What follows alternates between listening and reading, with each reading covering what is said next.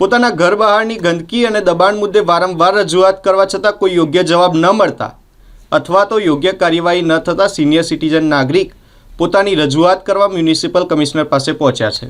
વડોદરા શહેરના કારેલીબાગ આર્ય કન્યાની પાછળ આવેલ 14 હસ્તિનાપુર સોસાયટીમાં રહેતા નવીનભાઈ પારેખના ઘર પાસે ગંદકી અને દબાણ થયેલ હોય ત્યારે તેઓએ વારંવાર વોર્ડ લેવલે ટાઉન પ્લાનિંગ ખાતામાં રજૂઆત કરવા છતાં કોઈ યોગ્ય જવાબ ન મળતા અથવા તો કાર્યવાહી કરવામાં ન આવતા તેઓ દ્વારા આ બાબતે મુખ્યમંત્રીને પત્ર લખીને રજૂઆત કરાઈ હતી।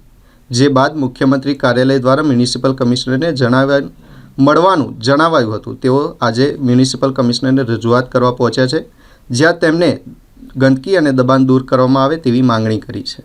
હું વોર્ડ નંબર 7માં કારેલીબાગ હસ્તિનાપુર સોસાયટી 14 નંબરના મકાનમાં રહું છું। મારું નામ નવીનભાઈ પારેખ છે। મારા ઘર પાસે કચરા ભરી દીધેલા છે।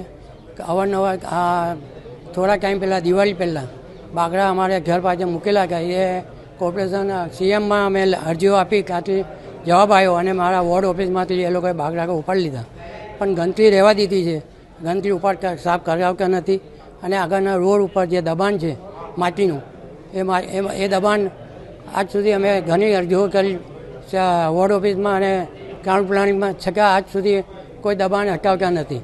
માટીનું દબાણ કરેલું છે। શું કહેવામાં આવે છે જ્યારે તમે રજૂઆત કરવા જાઓ છો? કરીશું કહે છે, પણ કામ કરતા નથી। બોર્ડ ઓફિસમાં એકબીજાની ઓફિસમાં ધક્કા ખવડાવે છે અને મારી ઉંમર આજ 75 વર્ષની છે। મારા ઘરમાં અમે 2 જણ, હું અને મારા વાઈફ છે, છતાં અમારે ઉપર કોઈ ધ્યાન આપતું નથી બરાબર। મુખ્યમંત્રીને આપે રજૂઆત કરી હતી? મુખ્યમંત્રી મેં સીએમ સાહેબને લખેલા 3 થી 4 કાગળ લખેલા છે। ત્યાંથી કોઈ જવાબ આવ્યો છે? જવાબ આવેલા છે।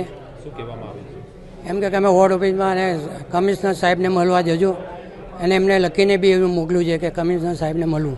શું માંગ છે તમારી? મારે અમારી ગંદકી બધી હટી જવી જોઈએ, દબાણ બી હટવું જોઈએ। શું નામ? મારું નામ નવીનભાઈ પારેખ।